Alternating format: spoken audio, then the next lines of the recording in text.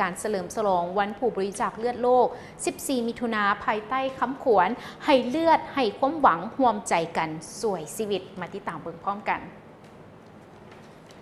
สำหรับงานดังกล่าวนี้มันได้จัดขึ้นในวันที่ 12 มิถุนายน 2025 นี้อยู่ที่ศูนย์การค้าไอเทคมอลล์นครหลวงเวียงจันทร์ด้วยการเป็นประธานของทานคำลาวันจันทลาวันประธานองค์การกระแดงแห่งชาติลาวทั้งเป็นห้องประธานคณะกรรมการส่งเสริมการบริจาคเลือดส่งเลือดแห่งชาติผู้ประจำการพร้อมนั้นก็ยังมีทานดร.ไพวันแก้วประเสริฐห้องรัฐมนตรีกระทรวงสาธารณสุขห้องประธานคสล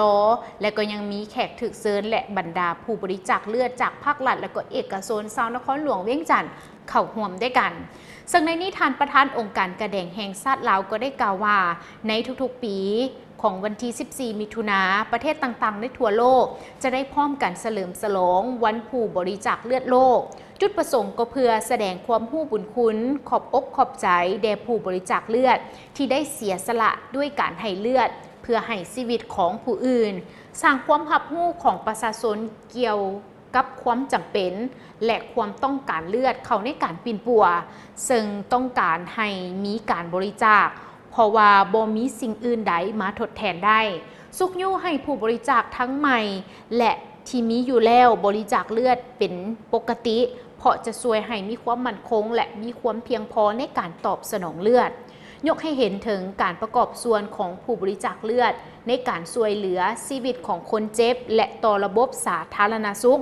พร้อมทั้งส่งเสริมให้มีส่วนร่วมของทั่วสังคมในการประกอบส่วนบริจาคเลือดยกให้เห็นถึงคุณค่าของความสามัคคีเห็นอกเห็นใจและช่วยเหลือซึ่งกันและกันของชุมชนโดยผ่านการบริจาคเลือดและระดมการสนับสนุนจากทั้งรัฐบาลและครูห่วมพัฒนา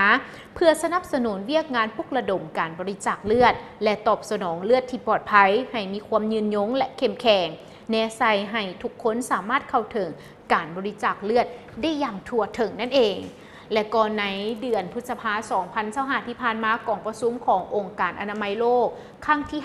58 ก็ได้มีการลงนามขอตกลงกำหนดเอาวันที่ 14 มิถุนายนเป็นวันผู้บริจาคเลือดโลกซึ่งวันที่ 14 มิถุนายนเป็นวันคล้ายวันเกิดของทานคาร์ล แลนสแทนเนอร์นักชีววิทยาศาสตร์ชาวออสติสที่ได้เป็นผู้ค้นพบหมวดเลือด ABO ผู้ทำอิฐถือว่าเป็นการไขศักราชใหม่ของการส่งเลือดที่ปลอดภัยให้แก่คนเจ็บนั่นเองแต่ละปีก็ได้มีการกำหนดคำควรเพื่อเฉลิมฉลองวันผู้บริจาคเลือดโลกที่แตกต่างกันปี 2020 เลือดปลอดภัยช่วยให้คนเจ็บปลอดภัยบริจาคเลือดประกอบส่วนเฮ็ดให้สังคมมีสุขภาพที่ดีปี 2024 ก็คือ20ปีแห่งการเฉลิมฉลองการให้เลือดให้ชีวิตขอบใจผู้บริจาคเลือดทุกทาน 14 มิถุนาย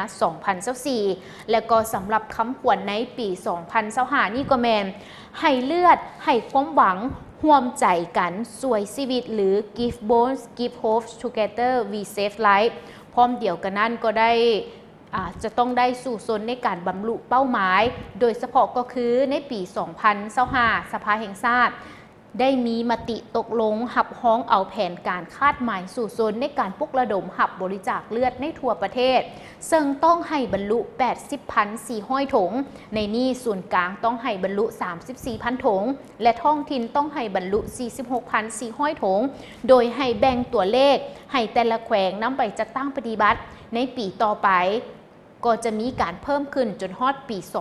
2030 ต้องให้บรรลุให้ได้ถึง 120,000 ถุงนั่นเองแล้วก็การบริจาคเลือดแบบสมัครใจบ่เรียกร้องสิ่งตอบแทนให้กวมเอาเป็นส่วนใหญ่เนาะและนี่ก็ถือได้ว่าเป็นภาพบรรยากาศของการบริจาคเลือดหรือได้ว่าเป็นการเฉลิมฉลองวันผู้บริจาคเลือดโลกในวันที่ 14 มิถุนายนสำหรับในปี 2025 นี้พร้อมเดียวกันนั้นสำหรับการเฉลิมฉลองเนาะก็ยังมีผู้ที่สมัครใจบริจาคเลือดโดยบ่หวังผลตอบแทนเข้าร่วมงานน้ำกันและก็พร้อมใจกันในการบริจาคเลือดในครั้งนี้ต้องขอขอบใจและก็ชมเชยทุกท่านที่ได้เสียสละเลือดของตัวเองเพื่อช่วยเหลือผู้อื่นนั่นเองขอขอบใจข้อมูลข่าวครั้งนี้จากบุญมีศรีวิไล